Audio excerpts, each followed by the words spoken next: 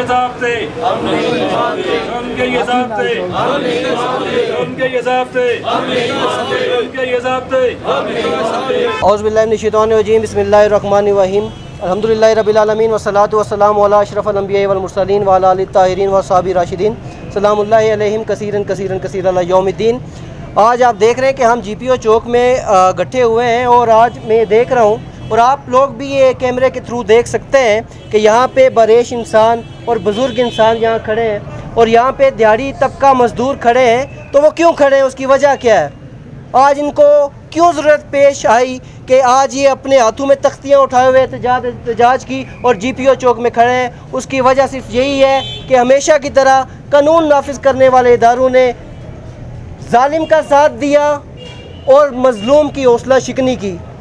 तो जनाब होता ये तारीख़ गवाह है और हुज़ूर सल्लल्लाहु अलैहि वसल्लम ने फरमाया कि हम में से बेहतर वही है कि जो मज़लूम के साथ खड़ा हो जाए और हक़ के साथ खड़ा हो जाए और यकीन जाने कि ये बात 100% कन्फर्म यही है कि हक़ उसी की तरफ होता है जो मज़लूम होता है।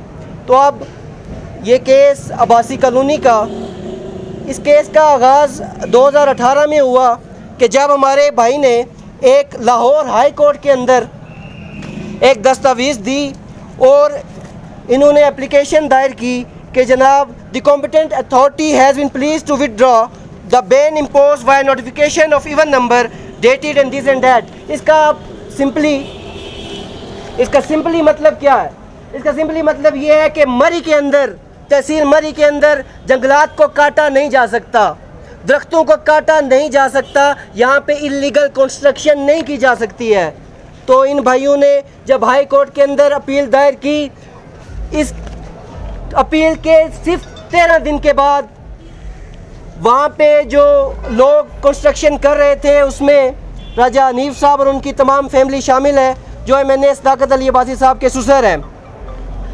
तो मौसूफ ने एक FIR दर्ज करवाई, वो यहाँ पे मेरे पास मौजूद है। इस FIR का मतलब क्या है? इसके अंदर सिर्फ यही लिखा हुआ है कि मकामी अब्बासी कॉलोनी के बंदों ने हमारी रेडी छुपा ली, तो जनाब इनके ऊपर FIR काटी जाए। जनाब सबसे पहली बात तो ये है कि यार देखो, तुम होटल तामीर कर रहे हो, रेडी को रो रहे हो और मज़लूमों के साथ इतना जुल्म, और उसके बाद जब ये केस आगे चलता है तो ये होटल एक इलीगल कंस्ट्रक्शन, जब एक हाई कोर्ट के अंदर केस चल रहा है तो आपको चाहिए ये कि आप कंस्ट्रक्शन बंद कर दें, लेकिन आपने जुल्म दर जुल्म ये किया कि वहाँ पे जो सरकारी रास्ता था आपने उस सरकारी रास्ते को बंद कर दिया, आपने मुकामी लोगों को अजियत पहुंचाई। और जब ये लोग आपके पास पहुंचे तो आपने क्या किया कि आपने अपने गुंडे भेज दिए और यहाँ वो लड़का शायद मौजूद नहीं है, अज़रान अब्बासी उसका नाम, उसकी टांगें तुड़वा दी जनाब आपने। इससे बड़ा जुल्म कौन सा हो सकता है? और जुल्म दर जुल्म ये कि टांगे तोड़ने के बाद 2 FIR आपने गलत और बोकस कटवाई। और फिर उसके बाद होता क्या है, जो एहतजाज आज ये कर रहे क्यों है, वो इसलिए कर रहे हैं कि जनाब जो बोकस FIR हैं उनके बंदों को उठा के अडयाला जेल में रखा हुआ है और जो ओरिजिनली जिन बंदों ने जुल्म किया आज तक पुलिस ने उनके ऊपर हाथ नहीं उठाया। तो जनाब अब तहरीक लब्बैक पाकिस्तान इंशाअल्लाह मज़लूमों के साथ खड़ी है और इंशाअल्लाह खड़ी रहेगी। जुल्म के ये ज़ाब्ते हम नहीं मानते, जुल्म के ये ज़ाब्ते हम नहीं मानते, जुल्म के ये ज़ाब्ते हम नहीं मानते। उसके बाद ये इंतज़ामिया और जो हमारे मुक़्तदर इदारे हैं, मैं इनसे भी रिक्वेस्ट करूंगा जनाब कि क्यों तालिबान बनते हैं, क्यों लोग हथियार और क्लैशनकोफे उठा के मैदान में आ जाते हैं? ये उस वक्त आते हैं कि जब इनका कानून के ऊपर से एतबार उठ जाता है। तो जनाब हम इन लोगों के साथ खड़े हैं, हम आपसे अपील करते हैं कि अज़राए करम जिन बंदों का नाम FIR के अंदर मौजूद है उनको फ़ौरन गिरफ़्तार किया जाए और ये जो बोगस पर्चे हैं इनके ख़िलाफ़ उसमें इनकी दाद रसी की जाए। औज़ु बिल्लाहि मिनश शैतानिर रजीम, बिस्मिल्लाहिर रहमानिर रहीम। इंशाअल्लाह और इंशाअल्लाह जो कुछ मैं कहूँगा खुदा को हाज़िर नाज़िर समझ के सच कहूँगा। और कहना इसलिए है, पहली से बात मीडिया से कहनी है, दूसरी बात मेरी के सब सियासी लोगों से कहनी है और पढ़े लिखे लोगों से कहनी है और दीनदार लोगों से कहनी है।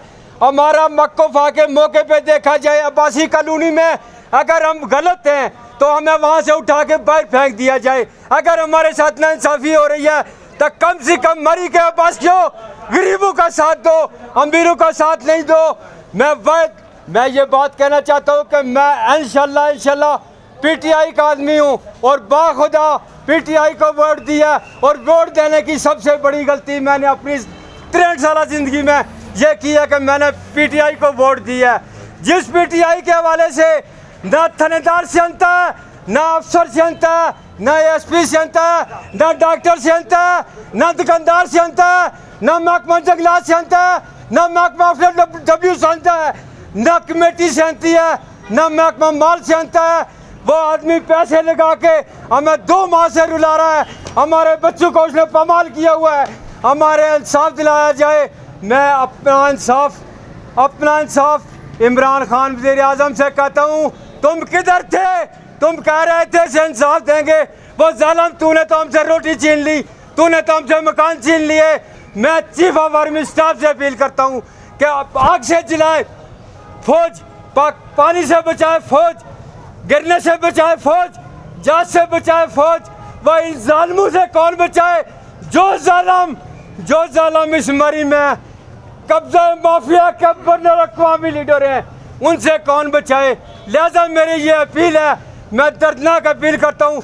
सबसे पहले मरी के अब्बासियों को करता हूँ, मरी की मीडिया को करता हूँ, मरी के सियासतदानों को करता हूँ कि मौके पर जाएं, अब्बासी कॉलोनी में हमारा राइट देखें। अगर हम गलत थे तो खुदा की कसम हमारे बच्चों को उठा के बाहर फेंक दे। तो वो जालिमो, अगर एक आदमी पैसों के बलबूते पे, अपनी बढ़ोतरी के बलबूते पे, सिताकत अब्बासी के बलबूते पे वो हमें जूतों में पानी पिला रहा है। अपील करता हूँ, मैं फिर अपील करता हूँ इमरान खान से कि इमरान खान, मैं कसम उठा के कहता हूँ, मैंने तेरे वादों को वोट दी थी।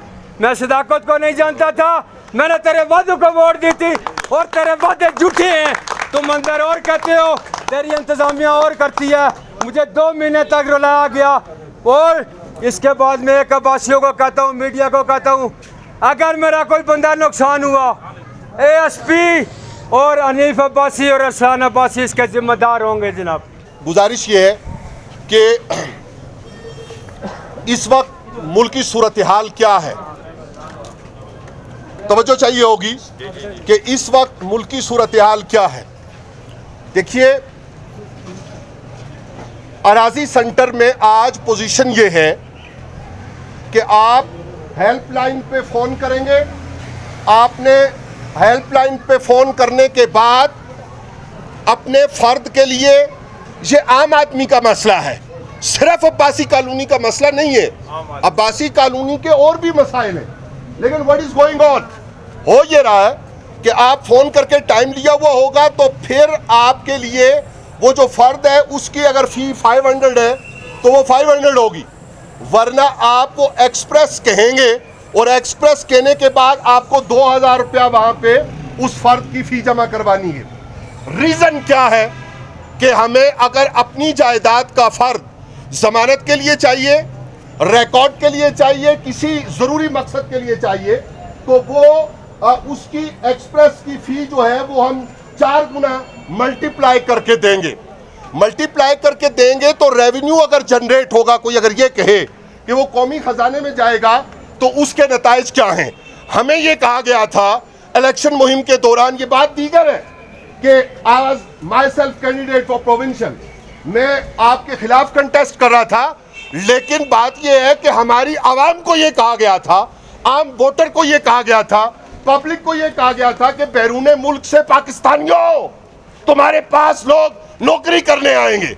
हाँ, आज आपके मशीर, ड्यूअल नेशनैलिटी के मशीर, वो आज पाकिस्तानियों के पास नौकरी करने आए हुए हैं। अजीब बात है।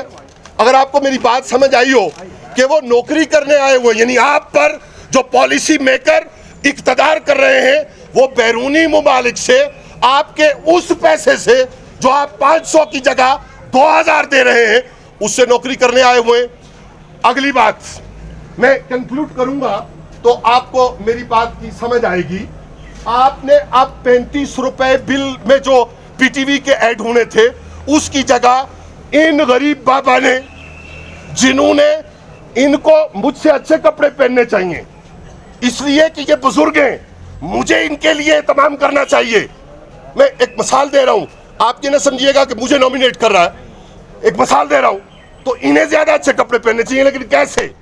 पीटीवी का जो बिल आप 35 रुपए हर मीटर वाला देता था, 7 अरब रुपए पाकिस्तान में जमा होते थे।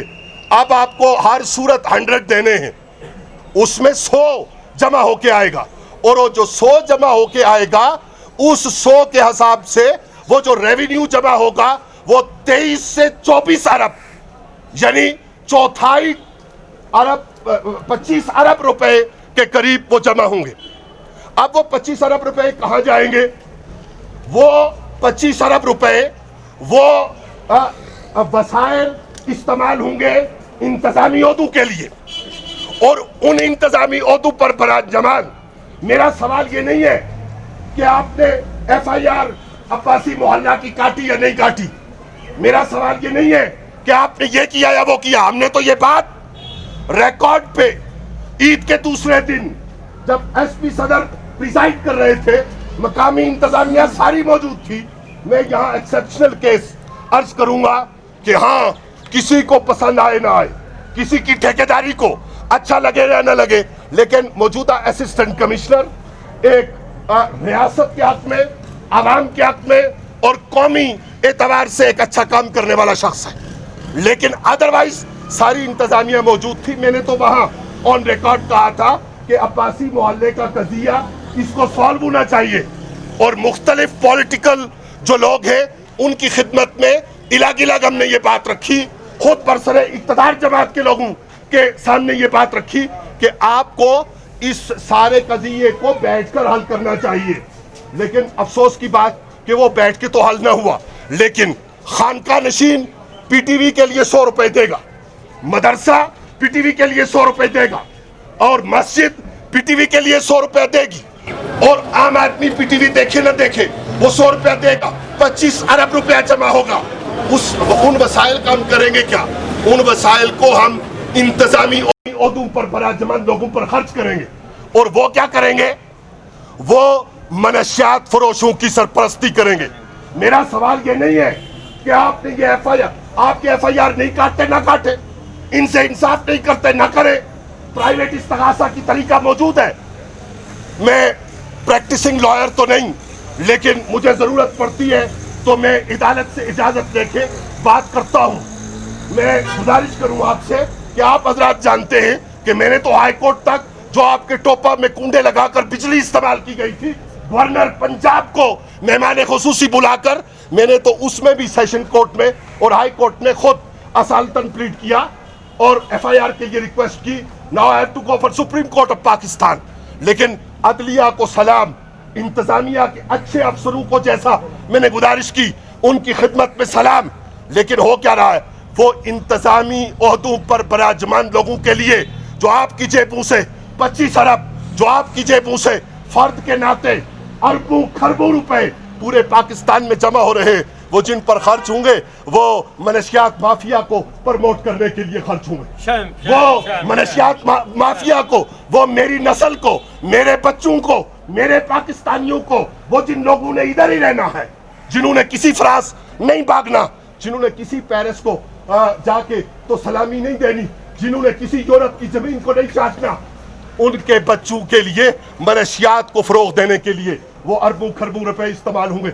ये तो कोई कजिया ही नहीं है। इसलिए नहीं है कि अगर आपके साथ इंसाफ नहीं होगा तो अदालतें मौजूद है, प्राइवेट इस्तिगासा का तरीका मौजूद है। लेकिन कंक्लूजन बात का ये है कि आप अरबों खरबों रुपए तो इन गरीब लोगों के जमा करें, और जब बारी आए इन गरीब लोगों को इंसाफ देने की तो उस वक्त आप ख्वाबे खरगोश के मजे लें। हम आज आपको बता रहे हैं कि ख्वाबे खरगोश के मजू से जागो, वरना आप जानते हैं, इनमें कोई जानता है कोई नहीं जानता, लेकिन आप अच्छी तरह से जानते हैं कि हमें ख्वाबे खरगोश के मजे लेने वालों को जगाना आता है। वमा अलैना इल्लल बलागुल मुबीन।